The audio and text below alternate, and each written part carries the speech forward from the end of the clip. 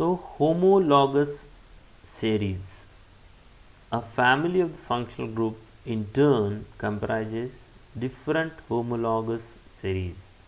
A series of compounds of the same family in which each member has the same type of carbon skeleton and functional group and differ from the next member by a constant difference of one methylene group, that is CH2.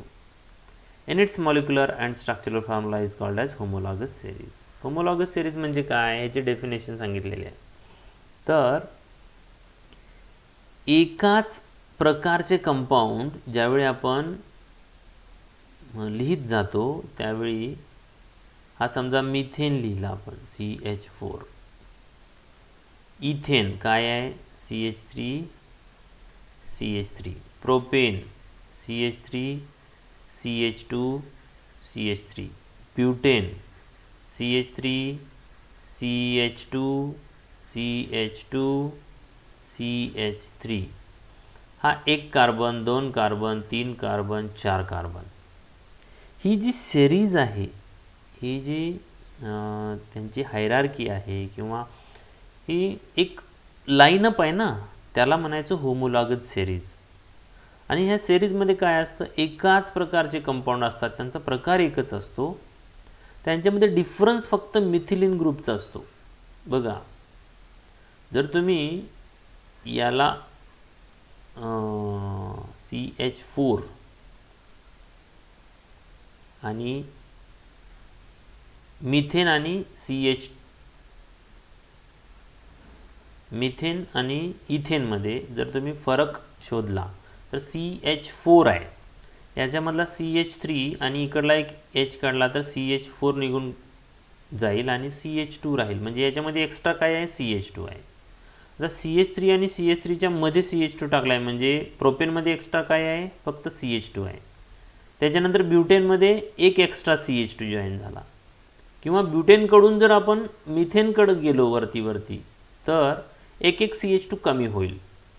असंच तुम्ही next member असं काढत गेला तर फक्त एका CH2चा फरक असतो प्रत्येक नेक्स्ट होमोलॉगस मेंबरमध्ये. आणि त्या होमोलॉगस मेंबरला होमोलॉग असं म्हणतात. काय म्हणतात, homologue. An individual member of homologous series is called homolog.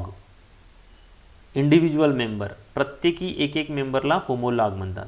आणि ही जी सेरीज लिहिलेली असते याला म्हणायचं homologous series. All the members of homologous of such series are represented by the same general formula.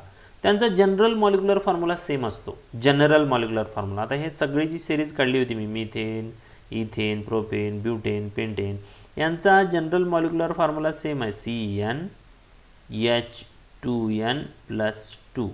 हा जनरल मॉलिक्युलर फॉर्म्युला. मग तुम्ही फक्त एनच्या जागी किंमत टाका, किती कार्बन्स आहेत, 1 2 3 4 5 6 ते तुम्हाला मिळेल.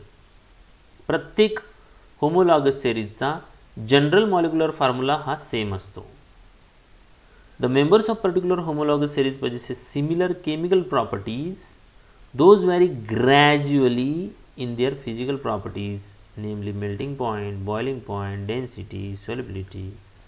प्रत्येक मेंबरच्या केमिकल प्रॉपर्टीज सिमिलर असतात आणि फिजिकल प्रॉपर्टीजसुद्धा सिमिलर असतात. त्यांच्यामध्ये फक्त ग्रॅज्युअल चेंज होत असतो. What is mean by gradual, म्हणजे एक स्टेप पुढं जाणे, थोडंसं वाढलं.